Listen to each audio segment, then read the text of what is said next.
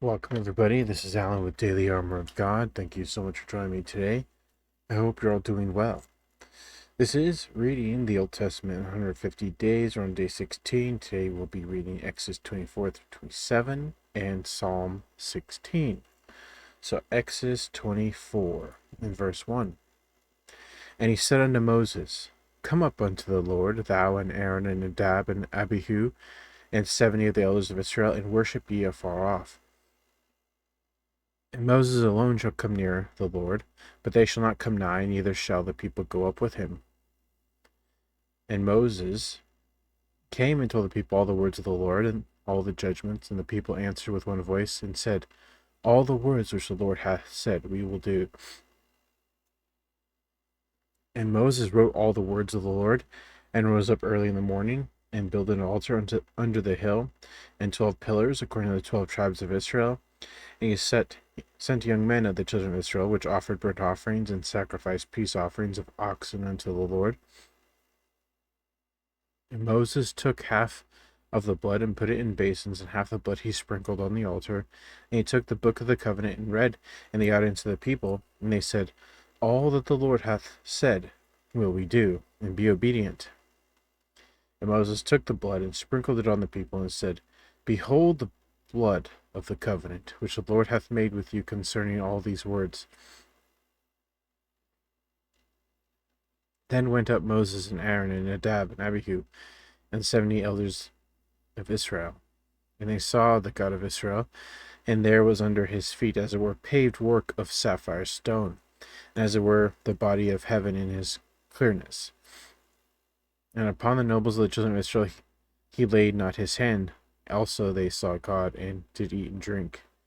And the Lord said unto Moses, Come up to me in the mount, and be there, and I will give thee tables of stone, and a law, and commandments which I have written, that thou mayest teach them. And Moses rose up, and his minister Joshua. Moses went up into the mount of God. And he said unto the elders, Tarry ye here for us, until we come again unto you. And behold, Aaron and Hur are with you. If any man have any matters to do, let him come unto them. And Moses went up into the mount, and a cloud covered the mount. And the glory of the Lord abode upon Mount Sinai. And the cloud covered it 6 days. And the 7th day he called unto Moses out of the midst of the cloud. And the sight of the glory of the Lord was like devouring fire on top of the mount, in the eyes of the children of Israel. And Moses went into the midst of the cloud, and gat him up into the mount. And Moses was in the mount 40 days and 40 nights. Exodus 25. And the Lord spake unto Moses, saying, Speak unto the children of Israel, that they bring me an offering. Of every man that giveth it willingly, with his heart ye shall take my offering. And this is the offering which ye shall take of them: gold, and silver, and brass, and blue, and purple, and scarlet, and fine linen, and goats' hairs, and rams' skins dyed red, and badger skin, and shittim wood, oil for the light, spices for anointing oil, and for sweet incense, onyx stones, and stones to be set in the ephod and the breastplate, and let them make me a sanctuary, that I may dwell among them. According to all that I show thee, after the pattern of the tabernacle, and the pattern of all the instruments thereof, even so ye shall make it. And they shall make an ark of shittim wood. 2 cubits and a half shall be the length thereof, and a cubit and a half the breadth thereof, and a cubit and a half the height thereof. And thou shalt overlay it with pure gold, within and without shalt thou overlay it, and shalt make upon it a crown of gold round about. And thou shalt cast 4 rings of gold for it, and put them in the 4 corners thereof, and 2 rings shall be in one side of it, and 2 rings in the other side of it. And thou shalt make staves of shittim wood, and overlay them with gold. And thou shalt put the staves into the rings by the sides of the ark. The ark may be borne with them. And the staves shall be in the rings of the ark, and they shall not be taken from it. And thou shalt put into the ark of the testimony which I shall give thee. And thou shalt make a mercy seat of pure gold. 2 cubits and a half shall be the length thereof, and a cubit and a half the breadth thereof. And thou shalt make 2 cherubims of gold. The beaten work shalt thou make them, and the 2 ends of the mercy seat. And make 1 cherub on the one end, and the other cherub on the other end. Even of the mercy seat shall ye make the cherubims, and the 2 ends thereof. And the cherubims shall stretch forth their wings on high, covering the mercy seat with their wings, and their faces shall look one to another. Toward the mercy seat shall the faces of the cherubims be. And thou shalt put the mercy seat above upon the ark, and in the ark thou shalt put the testimony that I shall give thee. And there I shall meet with thee, and I will commune with thee from above the mercy seat, from between the two cherubims which are upon the ark of the testimony, of all things which I will give thee in commandment unto the children of Israel. And thou shalt also make a table of shittim wood. 2 cubits shall be the length thereof, and a cubit the breadth thereof, and a cubit and a half the height thereof. And thou shalt overlay it with pure gold, and make thereto a crown of gold round about. Thou shalt make unto it a border of a hand breadth round about, and thou shalt make a golden crown to be the border thereof round about. And thou shalt make for it 4 rings of gold, and put the rings in the 4 corners that are on the 4 feet thereof. Over against the border shall the rings be for the places of the staffs to bear the table. And thou shalt make the staffs of shittim wood, overlay them with gold, that the table may be borne with them. Thou shalt make the dishes thereof, and the spoons thereof, and the covers thereof, and the bowls thereof, to cover withal. Of pure gold shalt thou make them. And thou shalt set upon the table showbread before me alway. And thou shalt make a candlestick of pure gold. Of beaten work shall the candlestick be made. His shaft and his branches, his bowls, his knops, his flowers, shall be of the same. And the 6 branches shall come out the sides of it, 3 branches of the candlestick out of the one side, and 3 branches of the candlestick out of the other side. 3 bowls made like unto almonds, with a knop and a flower in one branch, and 3 bowls made like almonds in the other branch, with a knop and a flower, so in the 6 branches that come out of the candlestick. And in the candlestick shall the 4 bowls made like unto almonds, with their knops and their flowers. And there shall be a knop under 2 branches of the same, and a knop under 2 branches of the same, and a knop under 2 branches of the same, according to the 6 branches that proceed out of the candlestick. And their knops and their branches shall be of the same, and it shall be one beaten work of pure gold. Thou shalt make the 7 lamps thereof, and they shall light the lamps thereof, that they may give light over against it. And the tongs thereof and the snuff dishes thereof shall be of pure gold. Of a talent of pure gold shall he make it with all these vessels. And look that thou make them after their pattern which was showed thee in the mount. So, if you don't know, this is God talking to Moses in the mount. So these are literally God's words, right? This is, it's the Bible is called the Word, but actually it's God's words. And the Word, well, if you know John 1:1, in the beginning was the Word. The Word was with God, and the Word was God. And the Word is Jesus Christ. So, these are God's words. And if you want to get technical, since Christ is the Word, these are Christ's words. So that's why I say technically, the whole entire Bible should be in red. How Christ's words are in red in some Bibles, in the red letter Bible. But the Bible should be all red, if you think about it, because they are God's words. Every single word in the Bible is God's. So, continue on. Exodus 26. Moreover, thou shalt make the tabernacle with 10 curtains of fine twined linen, and blue and purple and scarlet with cherubims of cunning work shalt thou make them. Oh, I know where I was going with that comment. Sorry, hang on. So I was saying all that because they're God's words. Because God was talking to Moses about, and still is talking about, all these things. So it's God who is designing all this stuff that he's telling Moses to make. From, the tabernacle to the altar to the ark to the clothes that we're about to read coming up, the robes, the priestly robes. Everything is designed by God. Like he is obviously he's the creator. He's the ultimate architect in the sense that he designs all these things. And that we find out later in Revelation that it was everything that God had based the tabernacle on here on earth was a reflection of what it is in heaven.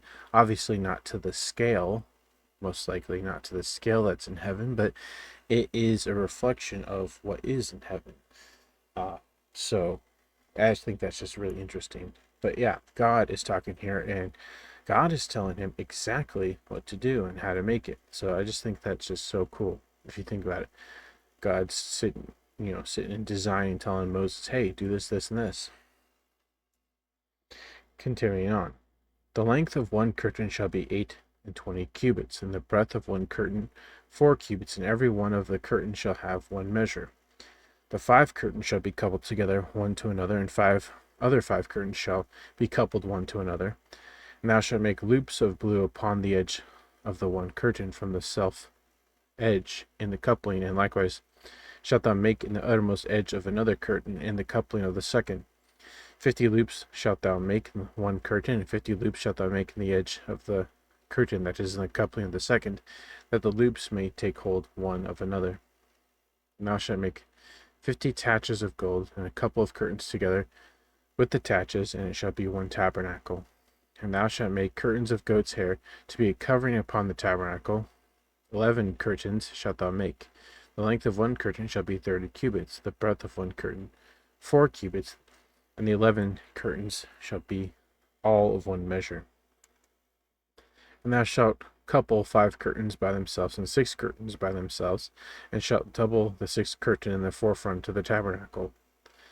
And thou shalt make 50 loops on the edge of the one curtain that is the outmost in the coupling, 50 loops on the edge of the curtain which coupleth the second. And thou shalt make 50 taches of brass, and put taches in the loops, and couple the tent together, that it may be one.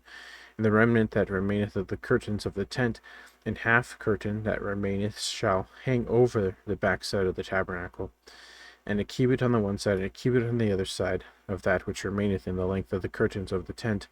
It shall hang over the sides of the tabernacle, on this side and on that side, to cover it. And thou shalt make a covering for the tent of rams' skins dyed red, and a covering above of badgers' skins. And thou shalt make boards for the tabernacle of shittim wood, standing up. 10 cubits shall be the length of a board, and a cubit and a half shall be the breadth of one board. 2 tenons shall be there in one board, set in order one against another. Thus shalt thou make for all the boards of the tabernacle.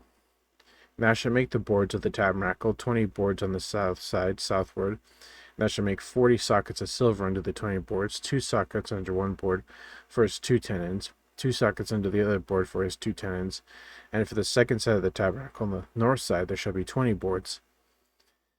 And there are 40 sockets of silver, 2 sockets under one board, and 2 sockets under another board. And for the sides of the tabernacle westward, thou shalt make 6 boards. 2 boards shalt thou make for the corners of the tabernacle in the 2 sides, and they shall be coupled together beneath, and they shall be coupled together above the head of it unto one ring. Thus shall it be for them both. They shall be for the 2 corners. They shall be 8 boards, and their sockets of silver, 16 sockets, 2 sockets under one board, 2 sockets under another board. And thou shalt make bars of shittim wood, 5 for the boards of one side of the tabernacle, and 5 bars of the boards the other side of the tabernacle, and 5 bars for the boards of the side of the tabernacle, for the 2 sides westward. And the middle bar in the midst of the board shall reach from end to end. And thou shalt overlay the boards with gold, and make their rings of gold for places for the bars, and thou shalt overlay the bars with gold. And thou shalt rear up the tabernacle, according to the fashion thereof which was showed thee in the mount. And thou shalt make a veil of blue and purple and scarlet and fine twined linen of cunning work, with cherubims shall it be made. And thou shalt hang it upon 4 pillars of shittim wood overlaid with gold. Their hooks shall be of gold, upon the 4 sockets of silver. And thou shalt hang up the veil under the taches, that thou mayest bring in thither within the veil of the ark of the testimony. And the veil shall divide unto you between the holy place and the most holy. And thou shalt put the mercy seat upon the ark of the testimony in the most holy place. And thou shalt set the table without the veil, and the candlestick over against the table on the side of the tabernacle toward the south. And thou shalt put the table on the north side. And thou shalt make a hanging for the door of the tent of blue and purple and scarlet and fine twined linen, wrought with needlework. And thou shalt make for the hanging 5 pillars of shittim wood, and overlay them with gold, and their hook shall be of gold, and thou shalt cast 5 sockets of brass for them.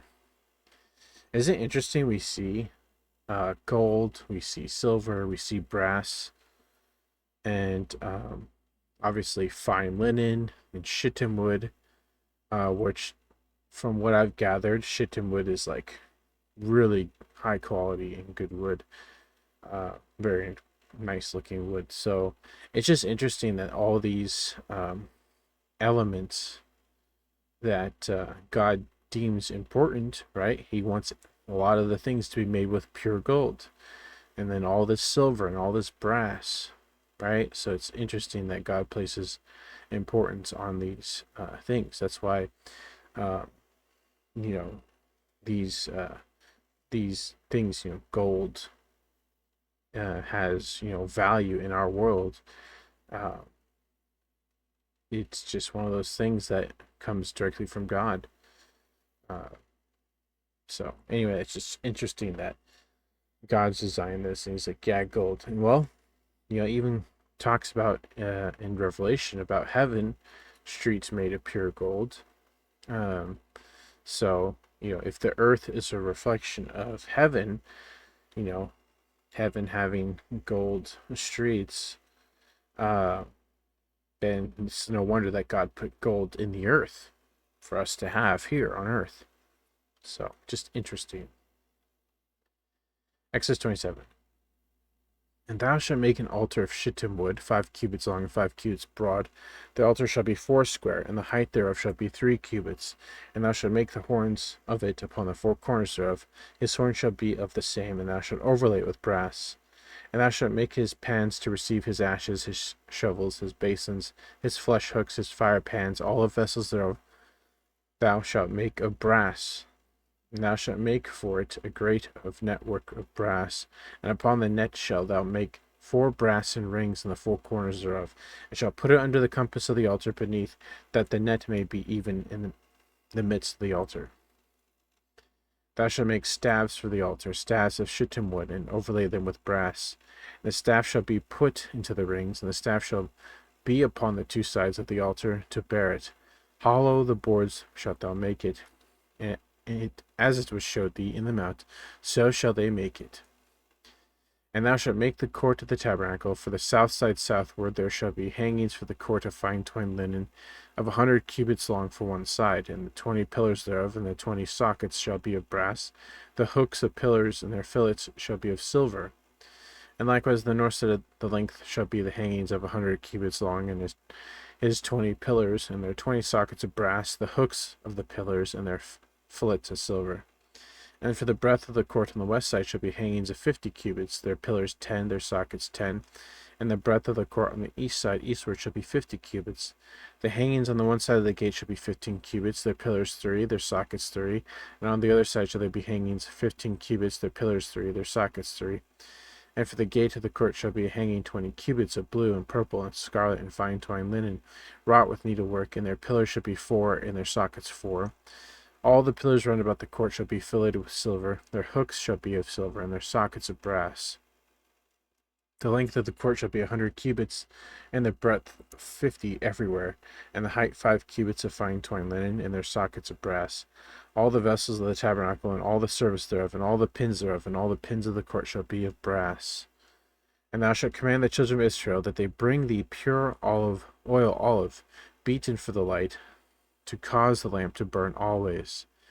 In the tabernacle of the congregation without the veil, which is before the testimony, Aaron and his sons shall order it from evening to morning before the Lord. It shall be a statute forever unto their generations on the behalf of the children of Israel. All right, some interesting stuff there. So if you're curious about all these dimensions and things, you can actually look it up. They did a replica, I forget where, somewhere in the Middle East, I believe. They did a replica of the tabernacles just so you can get a grasp and an idea of what it could have looked like. Probably not as grand because, we just read a lot of these things are made of pure gold, pure silver, pure brass. So obviously they wouldn't make a replica with all that stuff because it's, probably to whoever made it. To them, it'd be too costly. So, but at least you can get a grasp and an idea of what the tabernacle looked like. So, very cool stuff. Moving on to Psalm 16. Micham of David. Preserve me, O God, for in thee do I put my trust. Amen to that. I love this verse so much. So many verses talk about putting trust in the Lord. O my soul, thou hast said unto the Lord, Thou art my Lord. My goodness extendeth not to thee, but to the saints that are in the earth, and to the excellent, in whom is all my delight. Their sorrows shall be multiplied that hasten after another God. Their drink offerings of blood will I not offer, nor take up their names into my lips. The Lord is the portion of mine inheritance and of my cup. Thou maintainest my lot. The lions are fallen unto me in pleasant places. Yea, I have goodly heritage. I will bless the Lord, who hath given me counsel. My reins also instruct me in the night seasons. I have set the Lord always before me, because he is at my right hand. I shall not be moved. It's another great verse right there. You know, how many times the Bible talks about, God will never leave us nor forsake us.